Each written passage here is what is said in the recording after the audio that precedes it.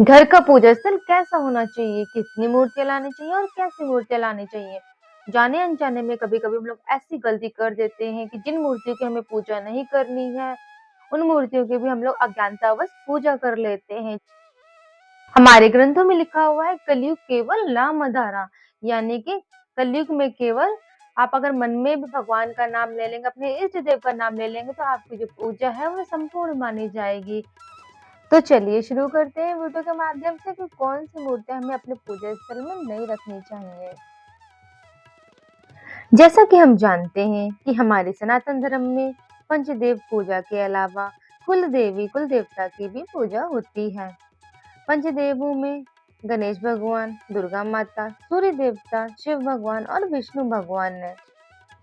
और इन पंचदेवों की पूजा के बिना कोई भी कार्य पूरा नहीं होता है। घर में किसी तरीके का वास्तु दोष ना हो, नकारात्मकता ना हो, इसके लिए हमें घर में पूजा स्थल बनाना अत्यंत जरूरी है और इन पंचदेवों को सबसे पहले स्थापित करना चाहिए।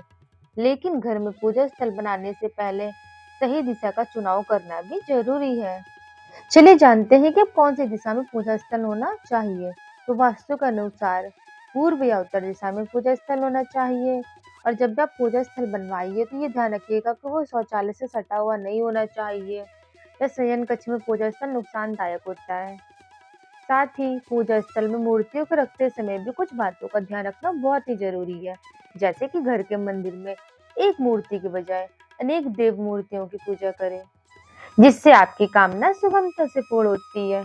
लेकिन घर में 2 शालिग्राम, 2 शिवलिंग, 3 गणेश, 2 शंख, 2 सूर्य देवता, 3 दुर्गा माता की मूर्ति और 2 गोमती चक्र नहीं होने चाहिए, क्योंकि इससे परिवार में अशांति फैलती है और पूजा में मन भी नहीं लगता है। पत्थर, काष्ठ, सोना या अन्य धातुओं की मूर्तियों को ही घर में रखें। मूर्तियों की जगह पर देवी देवताओं के सुंदर से चित्र भी रख सकते हैं। आपको यह भी जानना चाहिए कि भगवान की मूर्तियां सजावट के लिए नहीं होती हैं, इसीलिए उनकी नित्य प्रतिदिन साफ सफाई करिए, श्रद्धा भक्ति से पूजा करिए। संभव हो तो पंचदेवों को मौसमी फल अर्पित करिए, गुड़, बतासा, शक्कर आदि का भोग लगाइए। घर में रखी मूर्तियों का जितना आदर सम्मान करेंगे, उतना ही वो आपसे प्रसन्न रहेंगे। गीता में श्री कृष्ण भगवान जी ने कहा है कि जिस परमेश्वर से संपूर्ण प्राणियों की उत्पत्ति हुई है, जिससे यह समस्त जगत व्याप्त है, उस परमेश्वर की अपने स्वाभाविक कर्मों द्वारा पूजा करके मनुष्य परम शुद्धि को प्राप्त हो जाता है। पूजा घर में धातु, पत्थर या अच्छी गुणवत्ता की मिट्टी से बनी साफ और बिना टूटे हुई मूर्तियां रखनी चाहिए, जो ज्यादातर बैठी हुई अवस्था में या आशीर्वाद देती हुई अवस्था में होनी चाहिए।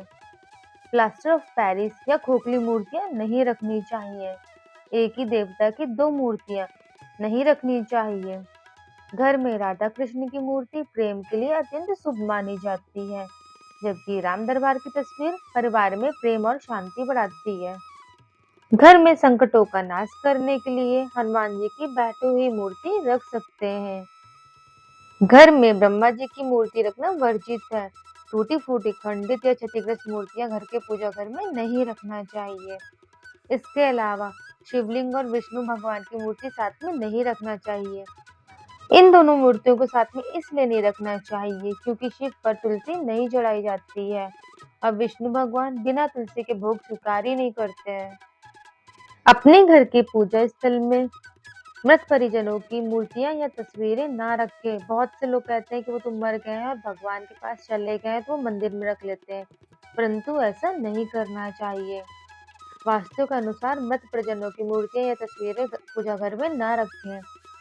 घर के पूजा घर में 9 इंच से बड़ी मूर्तियां नहीं रखनी चाहिए। इसके अलावा आपके घर में जो भी मूर्तियां उनकी साफ सफाई का विशेष ध्यान रखिए। गंदी मूर्तियों को घर में नहीं रखना चाहिए।